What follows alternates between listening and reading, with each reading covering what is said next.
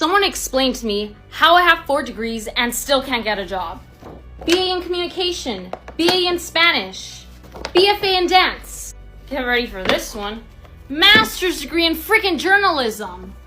Mind you, I've gotten laid off not once, not twice, but 3 times in the span of 2 years. So if you're feeling behind, just know you're not alone. I'm 5 years post-grad with my master's degree, and I can finally say with certainty that I regret it.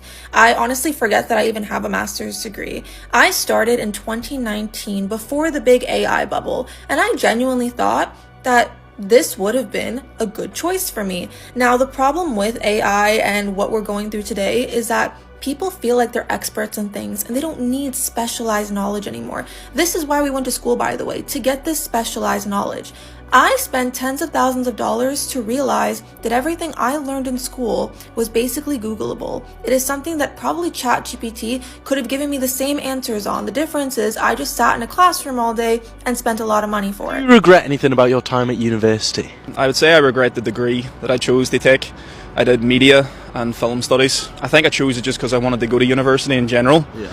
I didn't put a lot of thought into what job I would get after the fact. It's now been 5 years since I attended university. I've not put that degree to any use, and I don't believe I ever will. I'll die with student loan debt. You can't get out of it. How much in student loans? So my schooling was $90,000. I'm close to $200,000 in debt with interest. How long has it been? Almost 20 years ago. Thinking about paying all of your student loans off, maybe just like hold off for 2 seconds. This year, I paid off all of my student loans. Yay, right? You would think. But no, like even when you think you're doing everything right, somehow in this financial system, it bites you in the butt. Okay, let me just explain to you what happened. When you take out student loans, you start developing credit. At some point, someone is going to ask you what your credit score is, whether you're trying to take out a loan to buy a house, or whether you're trying to get approved for an apartment, take out a loan on a car, etc. So anyways, fast forward, I'm like $30,000 in debt. I decide, you know what? I'm gonna work my butt off to pay off all of those loans. And this year, I paid them all off. Now, logically in your brain, you'd be like, she paid off all of her debt. Her credit score is gonna skyrocket, right? No, it tanked.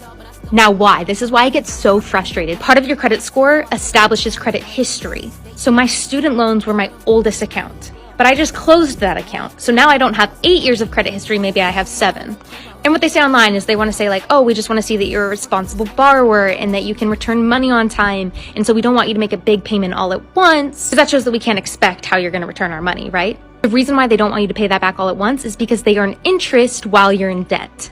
So you'd think, congratulations, you just paid off all your student loans. Your credit score should go up. They're like, no, we're losing out on money because you're no longer in debt. So anyways, if I could go back and do it all differently, maybe I would go and pay like almost all of it except for $1. Just let that sit there. Disclaimer, that's not actually the solution. At some point, you're going to have to close that account. But man, the system sucks. Is your college degree actually a scam? Hit subscribe right now so you don't fall into these financial traps. With total U.S. student debt crushing a record $1.87 trillion, millions of young graduates are realizing they picked the completely wrong career path. The latest data reveals that a staggering 43% of recent graduates are underemployed, meaning they are stuck working jobs that do not even require a higher education. People are grinding for years, sending out hundreds of resumes, only to find themselves trapped in a brutal market where entry-level roles are vanishing. Really difficult moment for so many different types of people, and that this moment isn't going to last forever.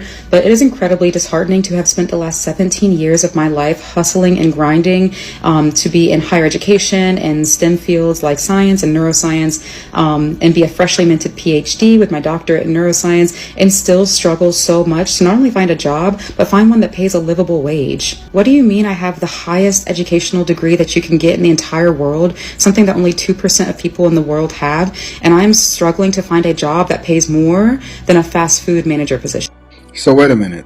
This is saying a fast food manager position, wherever it is that she lives or is at, varies between $54,000 and $76,000 a year. Academic postdoc, 59 to 63, right?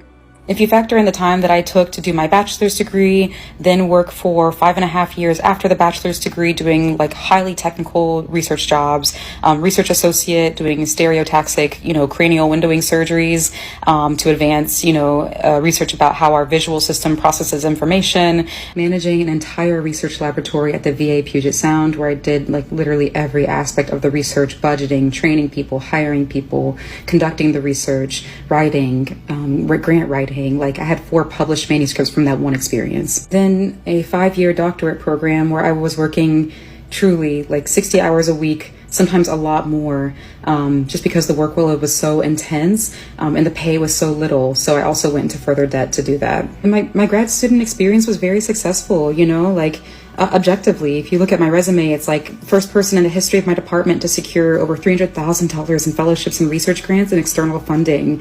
Co-founded a nonprofit to support underrepresented folks into STEM fields. Early career awards, 5 published manuscripts. I was busy. What I find so disheartening about this conversation too is that people will say, oh, well, just don't go into research, don't go into science, don't go into higher education if you want to be rich. That shouldn't be the point.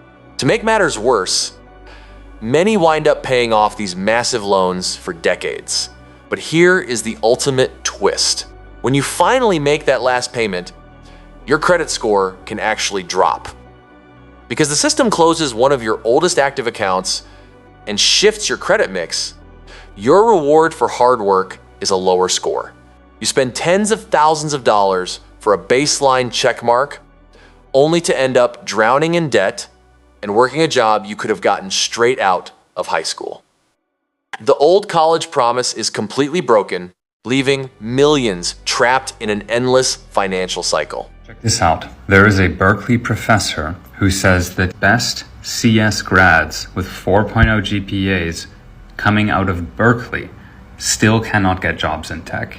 The tech job market has dried up. You have outspoken CEOs like the one from Klarna who says that AI can do all the jobs. Reporting goes further, says that this is an irreversible trend and that graduates are facing a money pinch over the next 4 years because they cannot find an opportunity.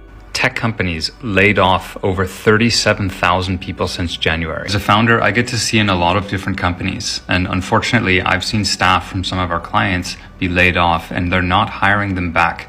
What they're doing is actually going into their salaries and using that money, hire an AI implementation partner who can do that job for them. A lot of these roles like connecting databases, processing claims, reviewing different tracks, doing billing, like all of these rote repetitive tasks are being automated and there's huge displacement. Job hunting is a real problem for this day's college graduate.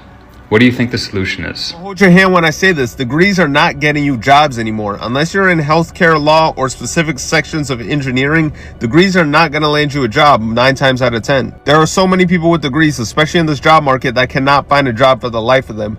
Companies and interviewers are valuing real work experience over people with degrees. Now, Tosi, how do I get experience? How do I learn the skill if I don't get a degree in it first? There are plenty of careers you can get into with a certification or a license that takes less than a year to obtain. Or you could volunteer or work for free and learn the experience like that, and then use that experience in job interviews, demonstrate your skill in order to land roles. If you are 18 to 21 years old, do not waste your time going to uni. Unless you are one of these brainiacs that wants to do something amazing with their degree, don't go to uni. It will be a fuck waste of your time. Most people are just average academically. If you are average or below average academically, how the f is uni ever going to help you? I knew I never wanted to go to uni. The only difference is I wasted my time between the ages of 18 to 21. If you are 18 to 21, do not waste your time. Do not listen to people that say uni's an experience, you get to meet loads of people. College still worth it in 2026? Well now, unless you plan on cutting folks open or suing them in court, it's like buying a brand new cow for 1 glass of milk. My nephew, he done 4 years, came back with 80 grand in debt and a minor in beer pong. Works night shift at the car wash. I regret my entire college degree, but I can't turn back now. For reference, I'm 21 years old and I'm about to graduate. Now look, I'm not saying that you shouldn't get one, because that is not what I'm trying to say at all. But all that I'm saying is be a lot more thoughtful in what you pick, because I chose to major in international business and minor in economics. And ultimately, I've decided that I want to become a lawyer, and you don't necessarily need that degree for being a lawyer. And I high-key just wish that I would have chose something else that I would have actually enjoyed if I would have known that I've gone to law school. But when I was 18, first entering college, I got 17 actually, I wasn't really thinking that far ahead. I was just what's gonna give me a guaranteed job? And now the irony of that is also in this job market, what's a guaranteed job? But my advice to people who are just now entering college, really think about the kind of lifestyle that you want and what would actually make you not want to, on a day-to-day basis, if you were to have a job. You're a history major. What are you gonna do with that degree? You won't be able to get a job. Yes, we'll have you consider. I graduated nursing school at 21 years old with my bachelor's, and I regret it. Let me tell you why. If you're going to nursing school, you need to be very diligent about what school you choose. I went to a 4-year university. I walked away with $24,000 in debt after $50,000 in scholarships. Ridiculous.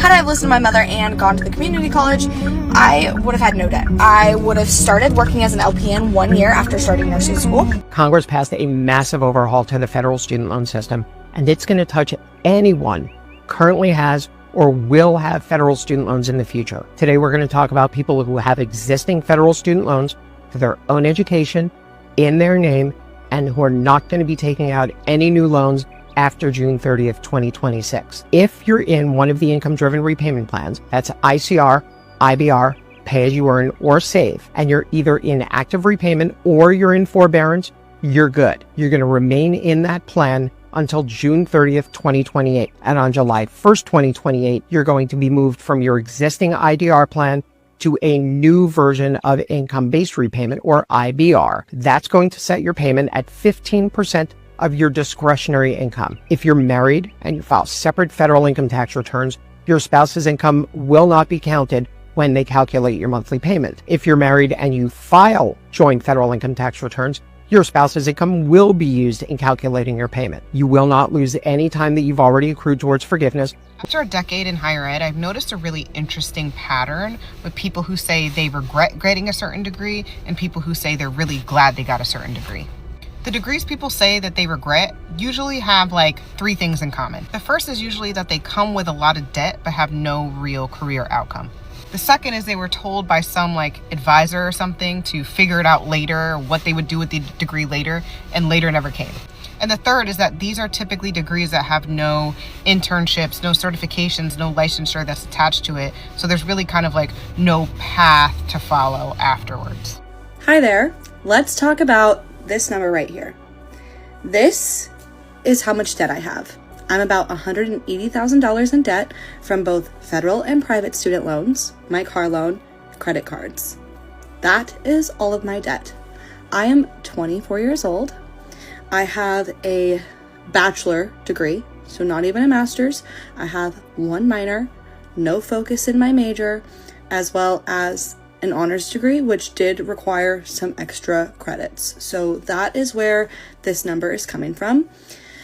This is on top of the little amount of scholarships that I was awarded, so money I didn't have to pay back. This is everything I owe. Everything I owe. A college degree isn't valuable. A college major is. And the value ranges dramatically. At the top is petroleum engineering. The average student with a 4-year, so forget about graduate school, the average student with a 4-year degree in petroleum engineering can expect to earn almost $6 million over the course of a 40-year career, over and above what he paid, what cost him for the college education. So no question, petroleum engineering, it's worth it. Go for it. On the other end of the spectrum, you get things like early childhood development, whose value is negative $500,000. That is, early childhood development, when you're done with that degree, you're actually worth less on the market than you were with your high school diploma. Here's how I'm going to pay off my $68,000 student loans in less than 5 years. Hi, my name is Shar and I moved to the US 5 years ago, and here's my life abroad. As you know, I moved to the States 5 years ago to pursue my master's degree, and the only way I could afford it is by student loans. I took up about $68,000, which will cover my tuition fee plus living expense. My interest rate was about 7.99% with 30 years to pay, and if you do auto pay with Discover Student Loans, your interest rate gets reduced by 0.25%. So my current balance is $46,000, and it's been about 3 years of me paying. I was consistent in the beginning with paying about $1,300 a month, but because of the things that were happening in my life so far, like getting an apartment and a car, helping my dad, I wasn't able to pay large amounts consistently anymore. I was just paying the minimum. So I wanted to change that. So back in April, I decided to live at my boyfriend's house instead to save money on rent so we can pay off my student loans faster. That's definitely one of the biggest things because I'm able to allot about $2,000 a month now for student loans. So my main goal is to maintain a frugal lifestyle. I plan to do this by eliminating my biggest expense, which is rent, eating out less and cooking more at home instead. I'll also deprioritize other expensive maintenance such as getting eyelashes or getting my hair colored. Another thing that I want to challenge myself is I'm not allowed to buy myself new clothes unless I'm able to sell my old clothes. So these are just some of the few things that I'm trying to challenge myself so I can pay off my debt faster. Good Asian student, or I got into Harvard and I got massively depressed because I was just literally, what was this all for? Why did I sacrifice this much? My younger self continued to believe that if you're miserable, you can succeed because it's going to be what you need to get over all the things you don't want to do to get to where you need to be. I think what I really realized is that's total bullshit. So if it's so miserable that you have to power through it, that's probably a really big sign that's not what you really want to do. If you're thinking about taking out student loans for school, but you're like, how does that work? I'm going to explain to you as your internet big sister, since no one else does. So there are two types of loans that you can get. You can get a private loan or a public loan. Currently, around 43 million Americans have federal student loan debt, and the average amount of debt is around $28,000. And this is how it works. Let's say you want to take out $40,000 for school, so $10,000 a year. Let's say you go for a 15-year loan with 6% interest, so your monthly payments are around $337. But when you are done paying your loan, you will not have paid $40,000. You will have paid $60,000. Okay, so I know that people say go to school for what you're passionate about, and I did that. Right out of high school, I went to college for criminal justice, and upon realizing that degree does nothing for me, anytime I ask somebody how did they get to where they are in this field, they just said they applied. I asked, do they have a degree? They tell me no. Because most of the stuff in that field you're going to learn while on the job training. So I'm getting a degree in criminal justice just because they say they want a degree. Now, mind you, most of the stuff that at least I plan on pursuing with my degree is not the most money in the world. And of course, I'm working to like my job and to get money. But not realizing that in this economy, thank goodness for free will, that I plan on doing sterile processing tech. Why? This just came out of nowhere. Why again? Because I want to. Because why the hell not? What is your major and expected salary? I'm a double major, psychology business, and my expected salary is around $200K. My major is finance, maybe, I don't know, I'd say $80,000 a year. So I actually got my bachelor's in HR, and then I got my master's in industrial relations from the University of Illinois. My expected salary, once I'm, senior leadership, is between $125 to $150. What is your major and your expected salary after you graduate? Oh, I'm CS, expecting maybe $70K. I'm civil engineering, and I believe the average salary is around $80,000. Major is business economics, $80,000 roughly estimated salary. Yeah, I'm a CS major, going into AI. I spent salary probably $120,000 coming out of college. Major psychology, and I plan on going to med school, so somewhere in the six figures. So my major is health science, and I want to be a doctor, internal medicine. So they said it's about $200,000 or $150,000. Computer engineering major. I don't know my expected salary. I just hope it's something big in it. My major is chemistry. I wanted to do chemistry on a pre-pharmacy track, and my expected salary as a pharmacist would be 6 figures. My major is health science, and I'm doing pre-dental, so I would say my expected salary is $170K. I'm an art and design major, and I think my desired salary, my expected salary would be $50,000. What is your major and your expected salary after you graduate? I'm a finance major, and my expected salary is at least $100,000. I'm a human development and family sciences major, and I'm pre-med, so probably about $120,000 a year. I'm a chemical engineering major and expecting like $120K salary. My major is sports management, and like ballpark, I would say like 80,000. My major is informatics and expected salary, hopefully like in the six figures somewhere.